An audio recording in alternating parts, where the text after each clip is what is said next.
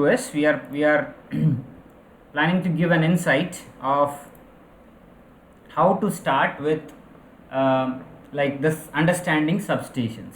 Okay, you know what is a substation is, what kind of substations that distribute power to your homes right from production to your consumption, right? These are some things what we are going to discuss today.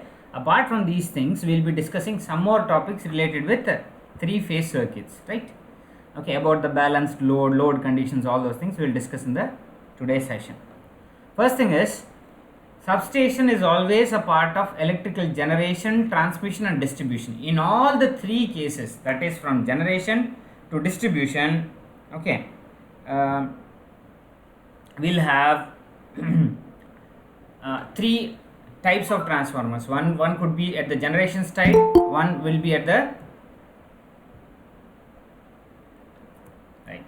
So at the three cases we have three different type of transformers. One is at the generation side, where you have step up, okay, electrical generation, we have a step up transformer. Transmission also, at times you require some transformers. These are also both in we can see both step up and step down, but mostly it will be step down only, okay, in step down. And distribution also it will be step down. So there are three types of transformers that you have to remember, okay. Substations will transform the voltage. What do you mean by transformation or transforming?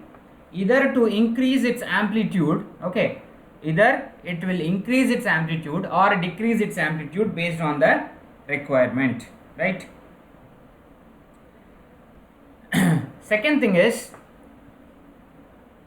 what are all the other important functions does these transformers or these substations does? It will estimate the load, okay. For example, a village is having some number of houses, the consumption and all, it will be known to them, right? It will be known to the substation operators. Next thing is, between the generation station and the consumer station, okay, electrical power may flow through several substations at different voltages. This is also a very important point. It has to flow through different voltages. I said no, 11 kV production, okay, at generation will be stepped up to 33, for example 33 kV. It will be transmitted to different other substations.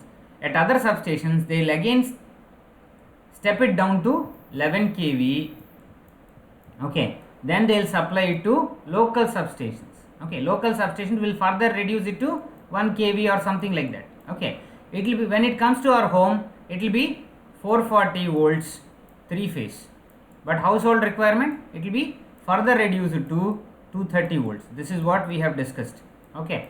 So from 11 kV, 33 kV, 11 kV, 1 kV, 440 kV and 230 kV single phase, okay, we have different voltage levels. All these things are taken care by some local substations and central substations.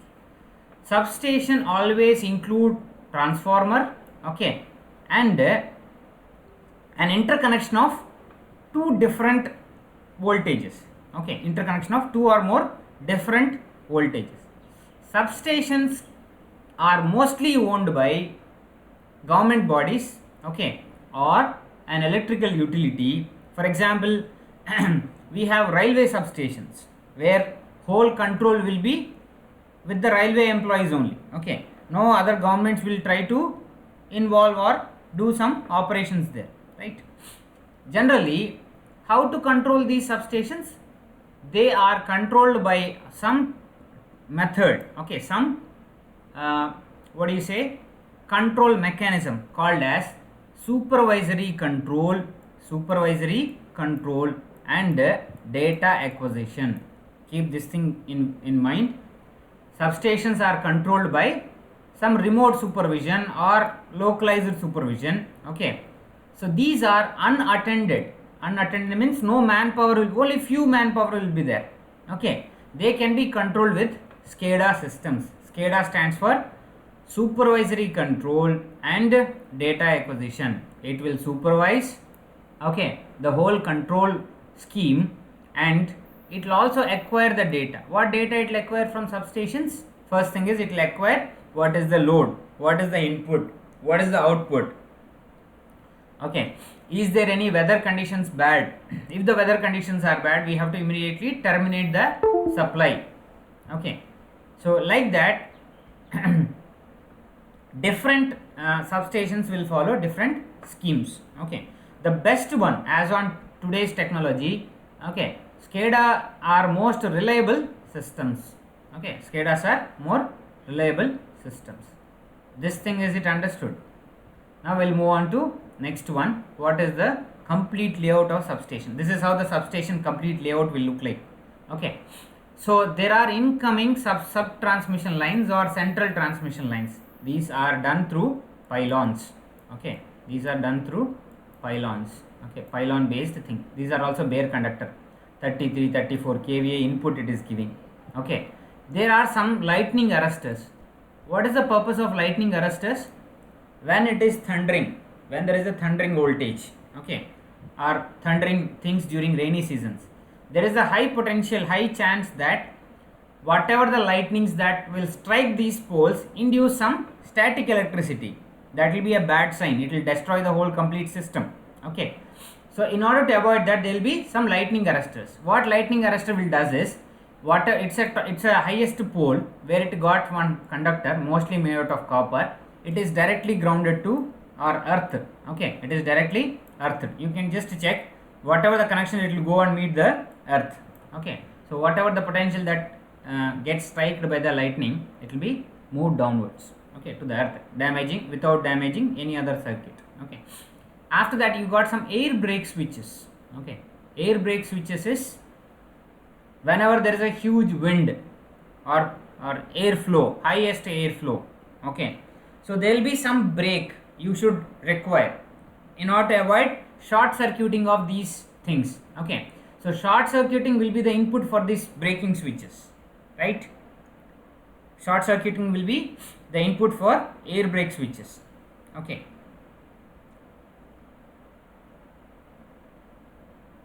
now the next one. Is this thing clear about the air brake switches?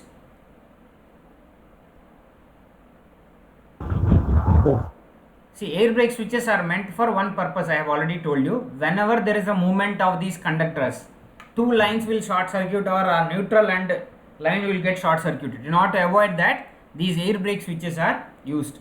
Next one is step down. There will be a huge transformer.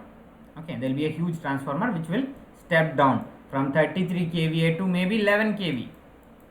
Okay, 11 kV, right? Now there are some distribution buses. Okay, distribution buses are huge solid conductors, copper conductors that are connected, which can withstand high voltages and currents. At the same time, they can also bear some good amount of heat. Okay, why heat? According to I square RT laws. Okay, what is this? The heat generated, let us say I am just notifying it with H, is directly proportional to square of the current. If the current requirement is huge, it will get heated up. If the resistance is also high, it will get heated up, and with a factor of time. Okay, with a factor of time. That is the reason all your laptops, your any systems, any electronic and electrical systems, there will be heat dissipators in order to avoid this particular loss. If the more heat that is generated, it will damage the circuit. Okay, keep this law. This law is called as Joule's law of heat generation. Okay, right. After that, after distribution buses, we have some cutoff switches. Okay, what is the purpose of cutoff switches? I said during bad weathers. Okay, whatever the distribution that will come to your home has to be stopped. It will create unwanted damage during cyclones, rainy seasons, windy times. Okay, and when the input supply is also off, you should not load it. Okay, at the distribution and the transformers might get damaged. So you have to cut off that thing. For that you have some cutoff switches. Generally, these switches are contact switches only. Okay, right. After that, whatever the output that is stepped down is converted to, in this case not 11 kV, requirement is 7.2 kV, that will be put on to your distribution lines. Do you understand the complete layout of a substation? Okay, if there is any chance for you to visit a substation, or if you are passing through some area, you can go have a look. Okay, but don't go very near, it is very dangerous. People don't allow you first of all, but you can have some outside look how the things are arranged. As I said, there are three types of substation: transmission substations. Okay, generally transmission substations will connect two or more transmission lines. Just remind one thing, two or more transmission lines. Okay, this is the simplest substation. Okay, where all transmission lines are having same voltage, right? Input is 33 and output is also 33, right? So there will be a transformer which will maintain this voltage, right? So the purpose is, in order to maintain this, we have this transmission substations, right? These substations contain huge voltage switches that will allow to be connected or isolated for fault clearance. Why? What is fault? For example, you are taking 330 or 33 kV input, giving it to some substation. Okay, in between you have a transmission substation. The whole substation got damaged because of water or cyclone. How will you isolate? How will you stop? This is a fault. Okay, this is a fault. Fault has occurred. How will you stop? Okay, you can have a breaker here that will stop this supply, right? So that is called as fault clearance or maintenance. And the substation is under maintenance, then also you can use this substation to limit or stop the voltage, right? These substations will have transformers that to convert between two transmission voltages. For example,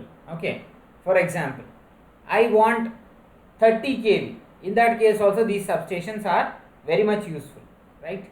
In these substations there will be something called as voltage control, that is voltage maintenance, stability. Okay, second thing is power factor correction. What is power factor? Can somebody answer this question? Okay, so that is called as power factor, right? Where the power factor is basically a ratio between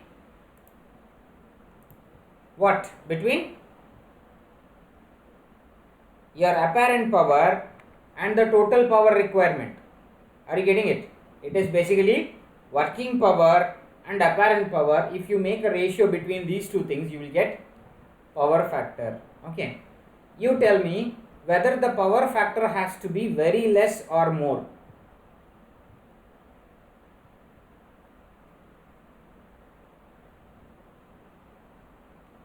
Less, sir. Please tell me. Apparent power has to be more when you are making a ratio, because lossage and all we have to minimize as much as possible. Clear? More, sir. It should be more. Power factor should be more. That's what you mean. No, sir. Apparent power. So real power divided by apparent power is the thing. What should be the value? For example, real power is 10 watts. Okay. Apparent power is, let us say, 9.5 watts. Okay, I am just measuring this also in watts, but this apparent power is not being measured in watts. Okay. Now what is the ratio between these two things? Please answer. 10 divided by 9.5. What is the value? 1.5. 1. Sorry? 1.05. Somewhere around it will come. Now you tell me, power factor should be more or less? It should be near to equal to 1. It should not be more or it should not be less.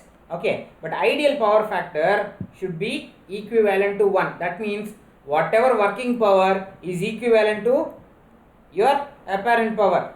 Clear? Keep this thing in mind. Power factor should be unity. Okay, but technically that won't happen. Apparent power will be always less than your working power, right? So let us stop discussing about all of this, but we'll go with the next part, which is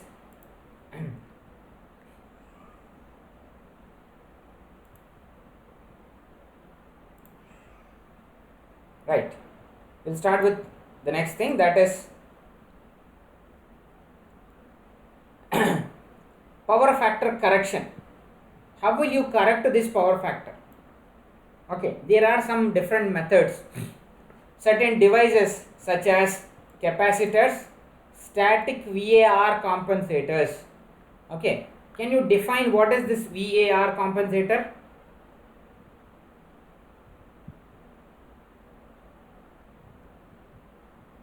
Any idea?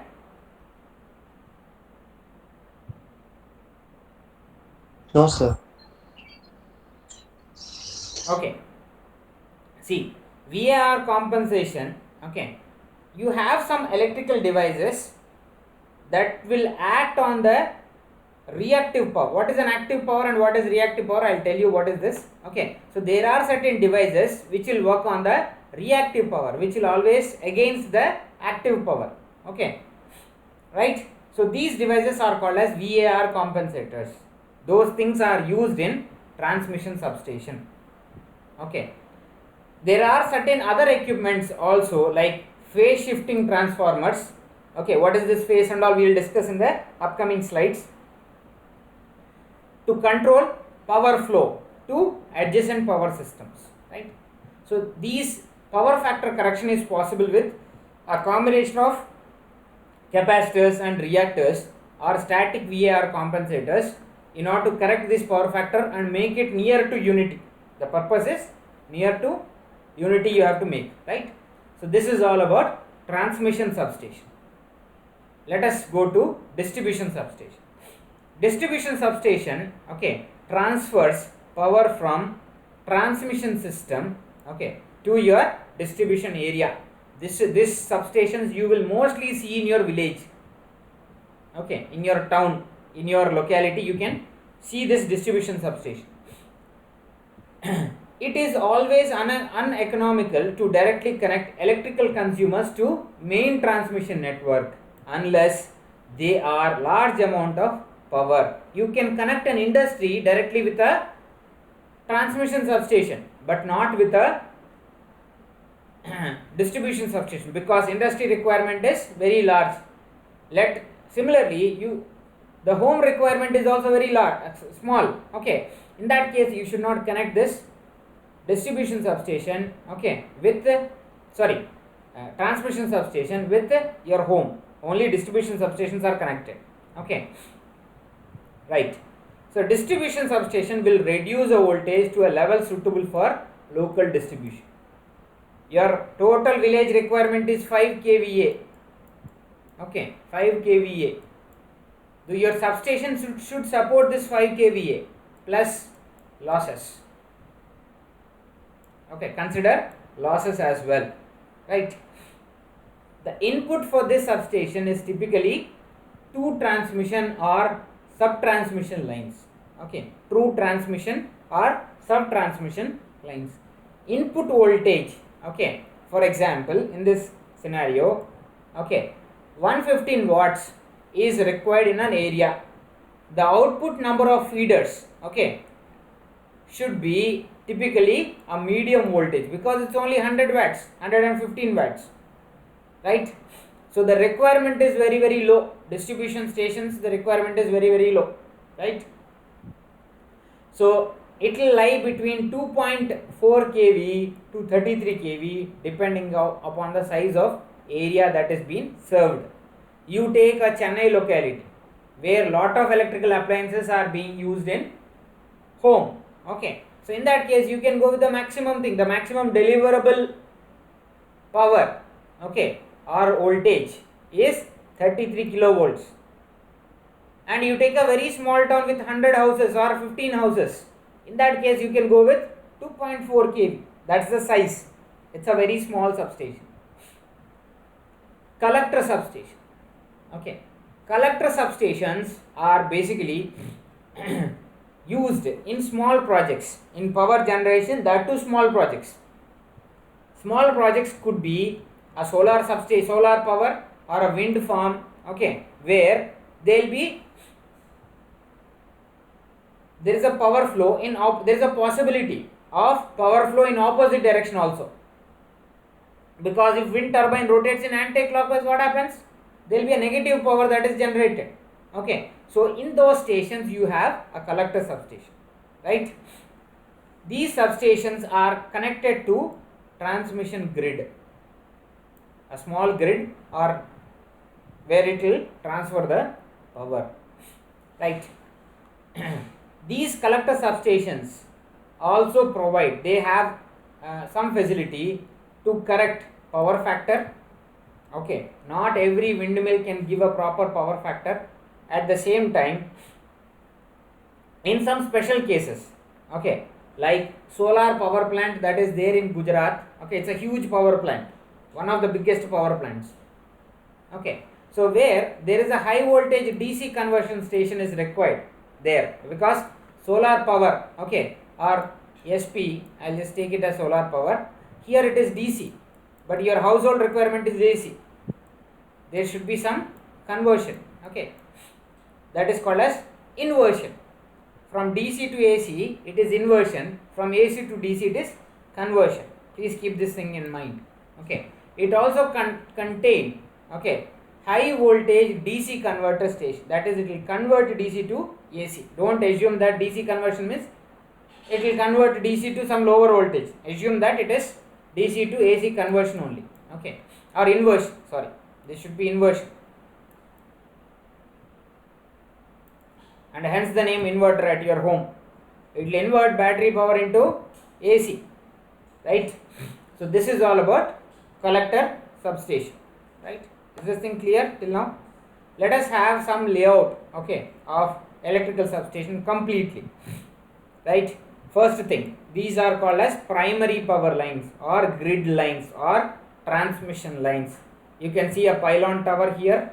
This will distribute it to the second thing. You will have a common ground, okay, you will have a common ground, okay. So this thing, okay, could be a common ground in most of the cases, the top line, ground wire.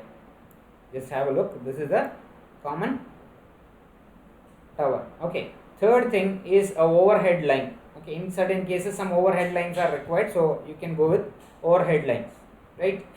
Then you have a security fence all around, okay. You have a security fence all around, because in order to avoid unwanted intrusion into the thing, because it's a high voltage thing, so no human should intrude unless he is expert. That's a security fence. You have secondary power lines. You can see fifth one. This is a secondary power line. This is the primary thing. This is the secondary thing. Secondary thing is nothing but it is going for some other transmission or distribution. Sixth one. There will be a small building where it is called as control building. This is where you have the SCADA and other systems. Okay. Now let us check in the order at the bottom. Okay, we have seen the top level thing and we will see the bottom level. First thing is transformer for measurement of electrical voltage. The very first A. Okay, this is a measurement transformer, right? B, there is a disconnector switch. It is mostly mechanical switch. Okay, mechanical switch. It could be a single pole, single throw, SPST, or double pole, double throw, or double pole single throw, sorry, DPST, or triple pole single throw. In one single instance it will connect all the three lines, okay, three phases, phase 1, 2 and 3, all three phases it will connect in. So mostly it will be TPST, triple pole, it got three poles, okay, single throw, in one throw you can connect. C, there is a circuit breaker. Why circuit breaker? If at the secondary end, if it is consuming more power, okay, when compared with the primary power. For example, primary line is giving 10 kiloamperes of power, or sorry, current, 10 kiloampere of current. In the secondary line, 50 kiloamperes is consumed. Okay, 50 kiloamperes is consumed. I am talking about current, not the voltage. Please keep this thing in mind. So power from the primary is, sorry, current from the primary is being taken by the secondary. Keep this thing in mind. When it is consuming larger current, the conductors will tend to burn off. In that case, there will be circuit breakers. Okay, circuit breakers. In your home also there will be some circuit breaker. The biggest advantage of circuit breaker is it will provide protection to all of the other devices. Okay, it will isolate your primary supply so that secondary supply will not take more current. Right? It will isolate, or it will break. It will break the circuit. Okay. Second thing is current transformer. Okay. D thing is a current transformer. I said no, at cases you require to boost up the current also. Right? Just instance, just have a look. 50 amperage of current is more than 10 amperage of current. You have to boost the current alone. There are two types of transformer when you just check. One is voltage transformer. These step up, step down, all these things are voltage transformers. You require current requirement is also should be there. In that case, you will go with current transformer where it will boost up the current as well. Lightning arrestor. We have already discussed what is the purpose of lightning arrestor. It is E. Okay. What it does is whatever the transmission lines, wherever the current lightning is striked, okay, it will pass from here to the ground so that all equipments are protected from such a high voltage impact. Main transformer. F is the main, this is your main transformer. This will only boost up your voltage, or it will reduce the voltage based on the requirement. Right? Any doubts in this? Let us check for the components of substation. We have conductors that basically carry current from different voltages for different voltages. So for different voltages there are different categories of conductors: thick, thin, okay, width. Current transformers I have already said. Potential transformers, those are conventional transformers. Some power transformers also will be there. That means these transformers are also called as auto transformer. That means, for example, they will balance power on one side with the power requirement on the other side. Okay, 100 kilowatts. Okay, if it is 95 kilowatt requirement, so it will balance. Okay, by rotating their cores, they will balance the things. Okay, that is called as a power transformer. Capacitive voltage transformers. It's a different type of voltage. There will be some capacitors along with your conventional transformers that will actually works for two purposes. One, they will correct the power factor. At the same time, they will be used for transforming the voltage also. Line isolators. Okay, line isolators are basically used as a non-conductive material. Okay, so there will be some arrangement which is in a ring form like this. Okay, you can see on top of any line, on top of this only you have the conductor. Okay, this is what the isolator is. Bus isolator. Bus is basically bus bar which will carry lower currents. Okay, lightning arresters, capacitor banks used for power factor correction. Capacitor banks are used for power factor correction. Circuit breaker. So these are the components of substation. Okay, if a question is asked, discuss about the components of a substation. Okay, used in grid or general purpose substation. So you can write all these components and explain them one by one. So till now we have seen about single phase systems. Okay, single phase systems, but are a conventional substation. Okay, but let us go deeper into the three phase system. What is a three phase system? Three phase system is basically differentiated. Okay, every phase is differentiated with certain angle. Okay, with certain angle. Right, now let us go deeper into the three phase system. First thing is, what is the primary need for three phase system? First thing is, you have uniform power transmission and less vibration of three phase machines. Right, while generating the three phase itself, okay, you have very uniform power transmission. That means your total power that is transmitted from production end, from one production end A, okay, will be transferred in a very uniform way till the substation or till your distribution line. Your three-phase machines would include your alternators, okay, your three-phase motors, etc. All three-phase machines will actually exhibit, okay, lesser vibration. That means while rotating they will not vibrate much mechanically. Okay, instantaneous power, your apparent power, okay, can be constant. Your apparent power is constant. High power motors, okay, high power motors prefer a steady torque, especially one created by rotating magnetic field. You have high power motors, okay, motor in the sense your three phase motors will give a steady state torque. What is torque? Can somebody answer this question? What is torque? Torque T is equal Force into to perpendicular distance, sir. force into perpendicular distance. You have a disc or a rotor, okay, the perpendicular distance from center is O and A is some distance, OA, okay. When you apply force in this direction, or when force is exerted in this direction, in any one of this direction, that is called as torque. Or in simple terms, torque is the ability to push or pull, okay, in its direction of force, right? Force into perpendicular distance. In this case, can you define torque in this example? OA is the perpendicular distance, so torque would become F into OA, force into perpendicular distance.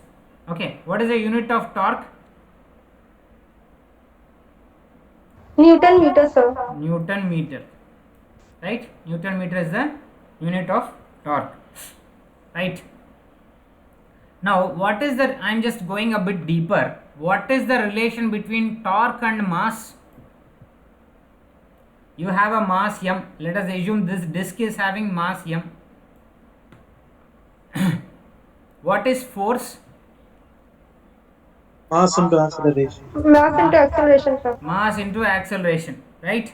Force is basically bringing a mass into its acceleration state is called as force, right? Force. We have a mass m, okay.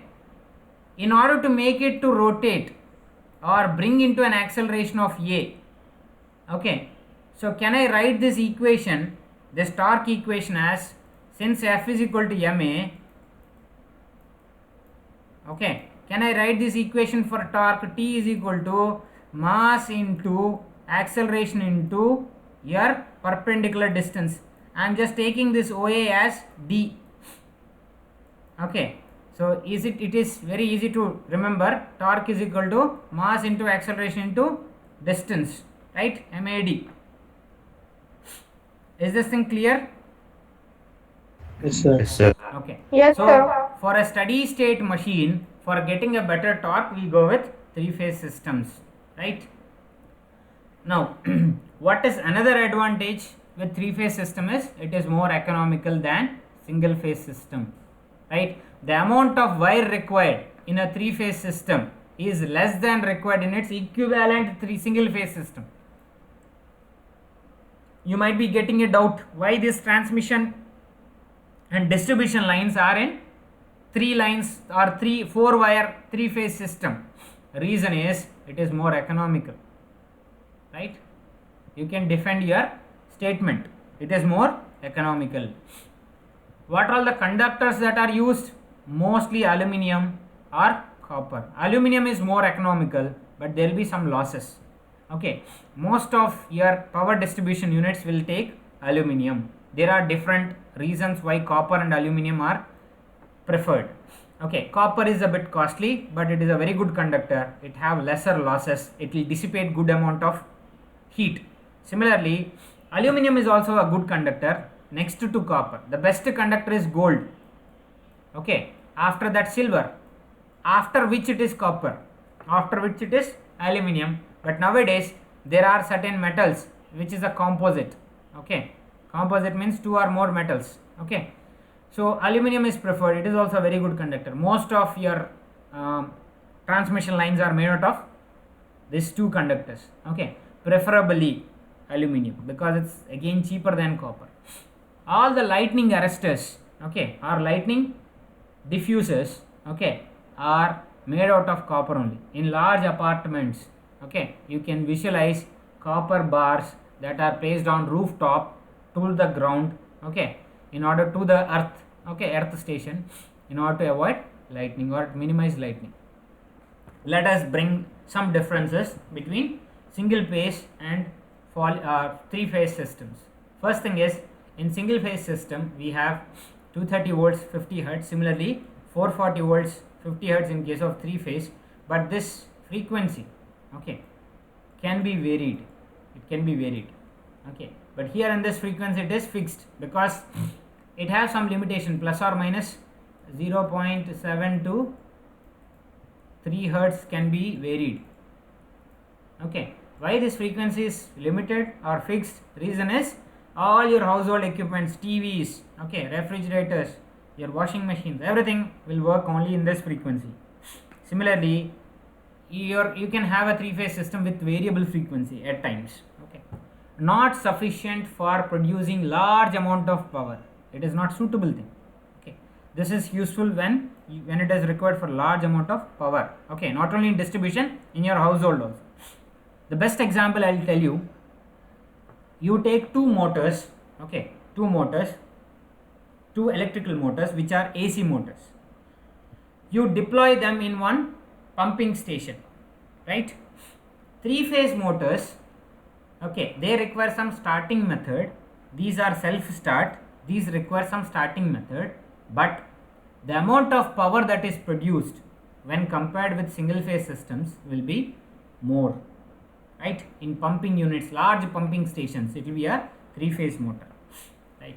Second thing is, with single phase current, the voltage rises in peak in one direction of flow, subsides to zero, okay, subsides to zero, it will go in one direction. Reverse also, it will rise in peak in opposite direction, subside to zero, and so on. That means the wave would be something like this,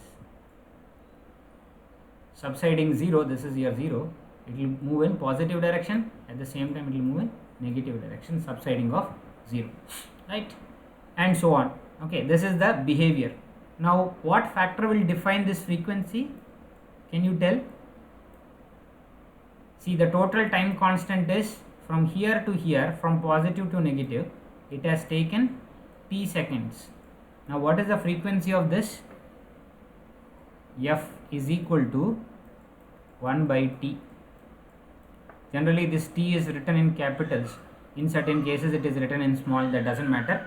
Only thing is you have to ensure that the frequency is dependent on the time constant. Here also the frequency depends on the time constant, but here there are three separate and distinctive single phase currents. So for example, single phase 1, it will move in this direction. Phase 2, it will start somewhere here, move in this direction. That means there is some phase difference. The third will follow this different phase. That means it got phase 1, phi 1, phi 2, phi 3. There are three currents or three voltages. There will be raise. Okay, it will also subside zero. Subsiding zero, it will move in both direction. Here the biggest advantage is all the things should have a uniform time constant. F should have 1 by t1, t2 and t3, so on. Okay, each thing should have a common time constant, then only you can achieve this frequency. If there is any time differences, okay, if there is any time differences, okay, it will create a lot of issues. So you have to maintain this time while generating itself, right? Okay, it is very clearly written in the point, they do not peak at the same time. That means each one will have t, but it will start from a distinct point, okay, but this t will remain the same, right? Three phase or single phase current requires use of one transformer. Here we require 2 or 3, right? 2 or 3, because there are 3 phases, so you require 3 transformers in order to boost up your power. Okay, let us go deeper into 3 phase circuits. In case of generation, okay, in case of generation where single phase current, single phase thing, okay, it does not have any phase difference, because you cannot show any phase difference, there is only one current. In two phase circuits, the phase difference, okay, the phase difference will be 90, because two windings will be there, two phases will be there. In three phase it is 120 between, see, that means the phase difference between this would be 120 each, right? Let us talk about phasor diagrams in the upcoming slides. In polyphase, more than 3 it will be more than 120, okay, or it will be less than 120 depending upon the phase requirements. Advantage of 3 phase system: more efficient than single, cost is less, small size when compared with single phase system. Okay, so there are some more advantages. Amount of conductor material, we were talking about conductor materials, right? Here copper and all, so the amount of conductor requirements are also less, okay, over the same distance. You transfer for 100 kilometers, single phase and three phase would require less conductor, right? On a single pole you can mount 3 or 4 line system. 3 phase motors will produce uniform torque. This has already been discussed, I think. 3 phase motors do not produce harmonics when they are connected in parallel. These things you have to remember very carefully. What is a harmonic? What is harmonic?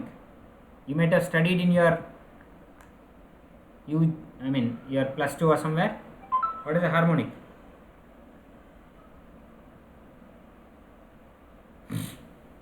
Please answer my question.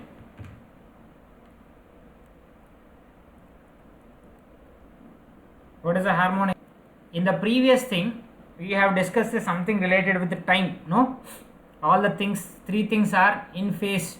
In order to tell both are in phase, okay, we have taken some phase difference, right? This is one phase, the amplitude will be same. In order to differentiate, I have just shown it, the amplitude will be same. This amplitude and this, all these 3 are on same amplitude. Now if there is any amplitude change, okay, it will create a harmonic. That means this will be repeated in the negative part also, okay. So these repetition is called as harmonic when they are connected in parallel. This is biggest advantage. Second thing is, I have already told you, so these are self-starting, but in case of single phase motors you can see a capacitor. You have seen a household motor with a capacitor on it, okay, but 3 phase motors does not require any capacitor. It's not required, because these are self-starting. Why self-starting and all we will discuss in the later sessions. Harmonic, you understand, the repetition of ripples or whatever in with respect to time, if they are repeating, that is called as harmonic, okay. In simple thing, harmonic is basically a distortion, okay, it's a distortion that is occurred in voltage or current or whatever the thing may be in a sinusoidal waveform, okay, apart from its fundamental frequency. Its fundamental frequency is f. If one wave is changing its time, okay, I was talking, no, all these 3 things will start at different intervals, but the time will be same, t, t and t, okay. But the problem is, if one t varies, it will create harmonics. Very simple to that. Okay, how this 3 phase voltage is generated, okay. Why we are discussing more about 3 phases, there will be a lot on balancing systems which we will be looking in later classes. According to Faraday's laws, can somebody define a Faraday law? Or what is a Faraday law? When a current carrying conductor is placed in a time variant magnetic field, there will be a voltage generated. The amount of voltage generated is directly proportional to magnetic field strength, length of the conductor and relative motion, right? Relative motion. So these are the three factors that Michael Faraday has postulated and proved.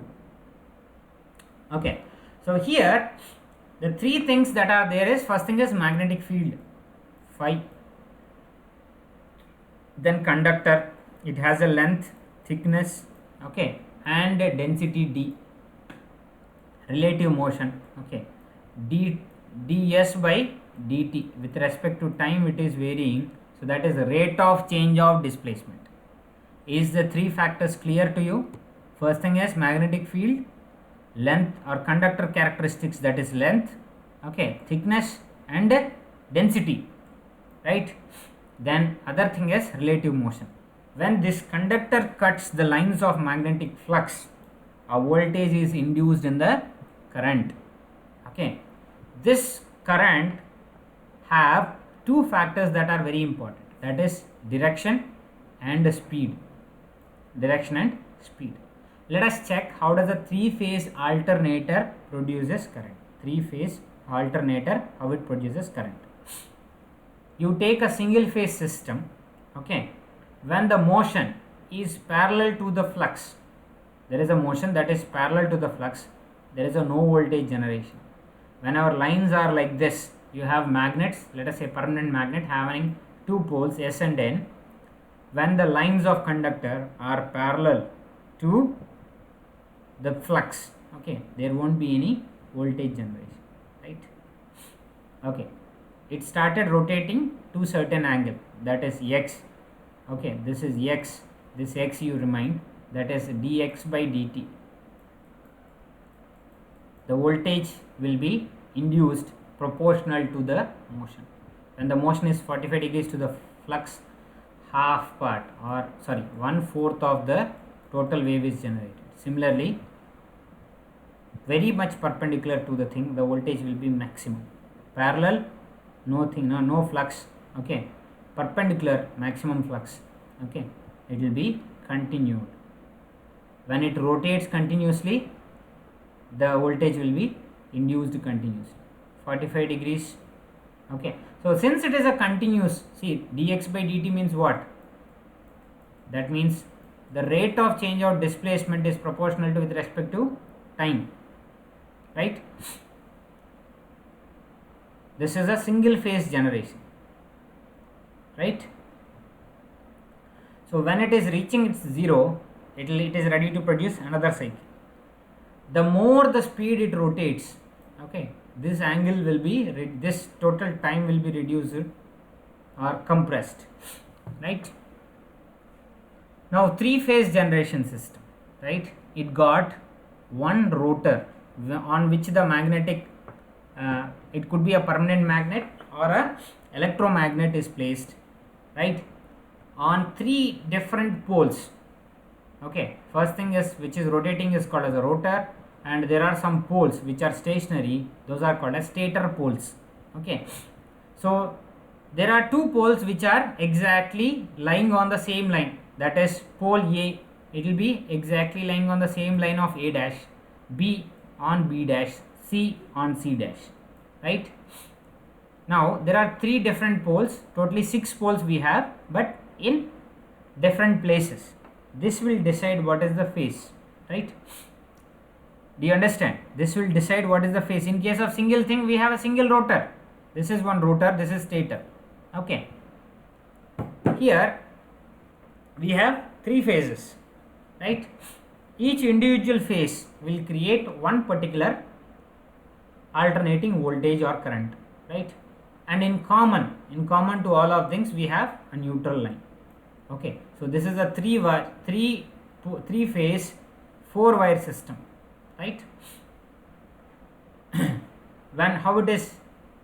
How it works, right? So it consists of a rotating magnet. It could be a permanent magnet or an electromagnet. What is a permanent magnet? Some materials, when they are magnetized, okay, there is a procedure for magnetizing certain composition of materials. Okay, generally you see permanent magnets in speakers, all those things. So that's a permanent magnet made out of certain conductive materials only. There is a process. Okay. Similarly, electromagnet is when certain conductive materials Okay, like an iron piece, ferromagnetic materials. When it is wound with a copper coil, okay, when some current is passed through that coil, it will get magnetized. That is called as electromagnet. This magnet could be any one of them. So it is surrounded by a stationary winding. This is the stationary winding. You got a magnet here. Magnet is rotating now, right? 3 separate windings consist of terminals which are placed 120 degrees apart. Why 120 degrees apart? This 120 degrees will produce that phasor angle at the output, right? AA dash, BB dash, CC dash are physically placed. Okay. Because of this placement only we will get phase, the phase angle or the phase difference, right? As the rotor rotates, its magnetic field cuts the flux from 3 coils inducing voltage. Okay. The induced voltage have equal magnitude but out of phase. Keep this thing in mind, out of phase. That means everything, if it is, what is in phase? In phase is which will start ahead of your actual wave, that is in phase. Okay, in. If it starts from here, that is out of phase, right?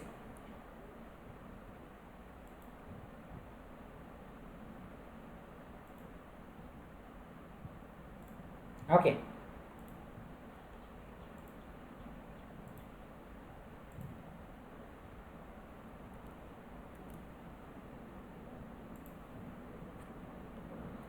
Now, let us check the generation of 3-phase systems.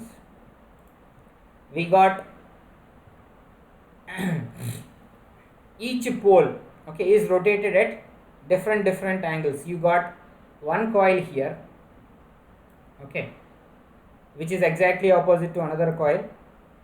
Second thing is one coil here, exactly opposite to that we have diagonal coil here, one coil here, another coil here. Okay, so let us assume this is A dash will go in a clockwise direction, B, okay, B dash, C and C dash. Okay, C and C dash are connected like this. The output is given taken here. A and A dash are connected like this. The output is taken here. B and B dash are connected like this. Output is taken here. A, B and C, okay, and C are joined together in order to get one common which is called as neutral, okay, which is called as neutral. C1 is, C dash is the output. So you got A, B and C, which are 3 outputs, one neutral. This is your neutral line, right? Whenever it is rotating at different angles, first 120 degrees, A, first thing is 0, A and A dash are induced with voltage. Second thing is B, that is 120 degree, exactly 120 degree. This angle is 120. B and B dash are induced. Second angle 120 plus 120, which is C, okay, 240. Next to 120, another 2 lines are induced. So like this, there is a phase change, okay, at the same time voltage induction. Okay, this is how it happens. Okay, phase 1. So let us start with 0. Phase 1, right? Let us say A dash. Phase 2, B dash. Phase 3, C dash, right? Phase 2 lags. Okay, phase 2 lags phase 1 by 120, right? Phase 2 leads phase 3 by 120. It is leading. Okay, it is leading. Similarly, phase 3 lags phase 1 by 240, right? Phase 1 leads phase 3 by 240. Like this, the individual phases of the waveform are distributed, right? Second thing is, you just check how does this things will be positives and negatives. In first phase 1 is ready to go to positive. Okay, it is going to positive. Similarly, look at this phase 3, it is going less positive, that means going towards negative, right? While phase 2 is going more negative, right? Look at this phase 2, it is going more negative, it's already in the negative state. Okay, like this, the generation of the individual voltages will vary with respect to their individual phases, right?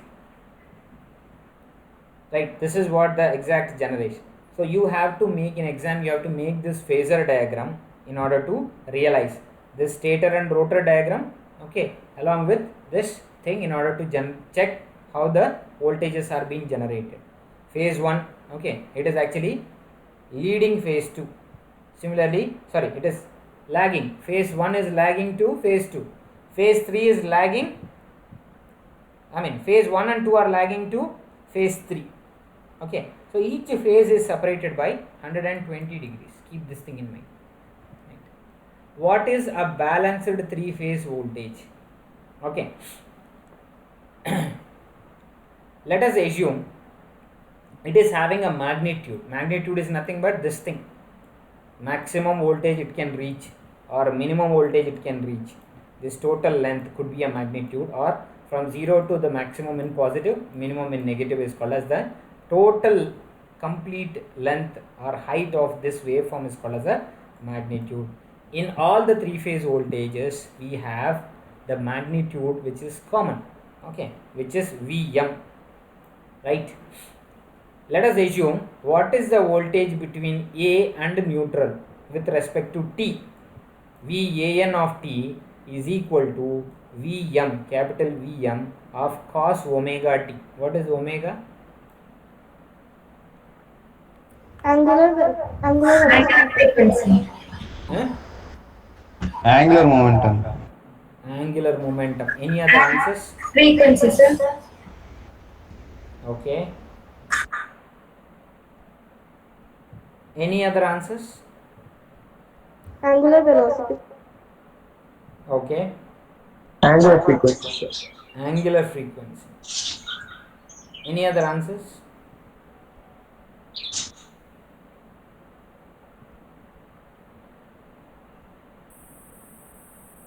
Any other answers for this? Omega. Angular momentum, sir. Angular momentum. Don't relate this with physical mechanical systems. Okay. Don't relate this with mechanical systems. Now you talk about omega alone. You might have studied in +2.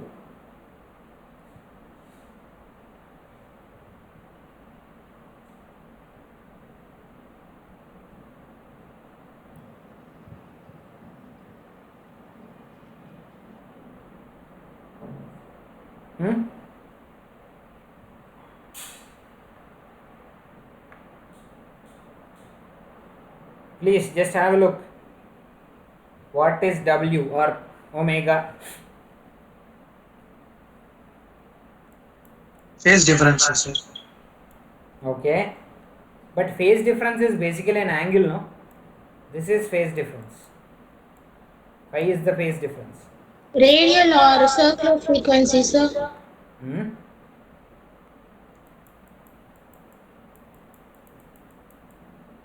Okay, in simple terms, it is 2 pi f, which is varying with respect to time. Okay, cos omega of t is the primary thing with respect to the coil A and neutral, which is varying with respect to time, right? Similarly, Vbn of t, okay, it is actually lagging with An minus, actually Van lags Vbn. Keep this thing in mind. I will repeat it once again. There is a phase shift of 120. Okay, there is a phase shift of 120. So actually phase 1 lags. So minus 120 will give you Vbn of t. Similarly, Vcn of t is basically minus 240. Right? In cos, minus can be written as plus. Right? The same conversion is happened here. Okay. Are you getting it? The balanced 3-phase voltages in first case Van of t, okay, A and neutral of t is Vm cos omega of t, omega t. Similarly, Vbn of t is equal to Vm cos omega t minus 120. Right? It is starting somewhere here. So phase 1 is lagging, phase 2 is leading. Similarly, phase 3 will lead all the 2 rest. Okay, it will lead by 120. Phase 1 and 2, 1 will lag by 240, 2 will lag by 120. The same thing has been represented here. Okay, the actual output voltage at the terminals, okay, RYB, red, yellow and blue, and you have one neutral. Okay, we can define the voltage as EM. EM is a static output voltage having certain magnitude which is fixed in all the 3 cases. Okay, in all the 3 cases, which is EM into sine omega t. Sine omega t. EY, the electricity or the voltage at Y, terminal Y, is EM into sine omega t minus 120. EB, okay, EB, that is at the blue terminal, we have EM which is equal to sine omega t plus 120, because in cos it is basically converted, no? Okay, in the previous case you can check, right? Any doubts in this? How to write these things in case of a phasor diagram? With this I'll conclude the session. That is ER. Okay, ER is E, or you can write EM also, there is nothing wrong in this. Angle of 0 degree volt V. Okay, similarly EY is angle, it's EM or E into angle of minus 120. Then EB, it is EM, okay, angle of plus 120 degrees, sorry, 120 degree volt. Okay, that means when you make the phasor diagram, first you start with ER, which is exactly at 0. Which one is actually a lagging one? Lagging one. EY. Okay, EY.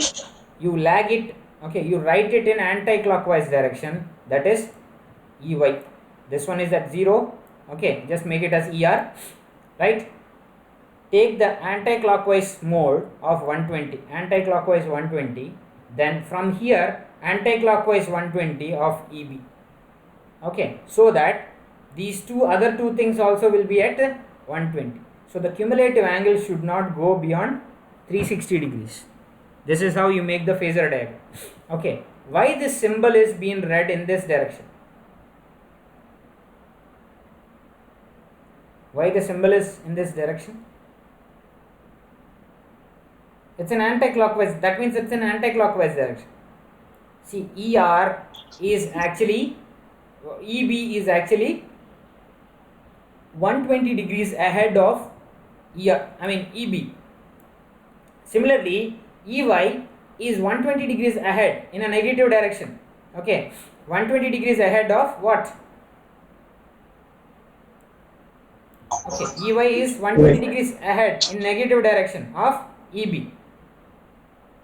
Till now I hope this is very clear.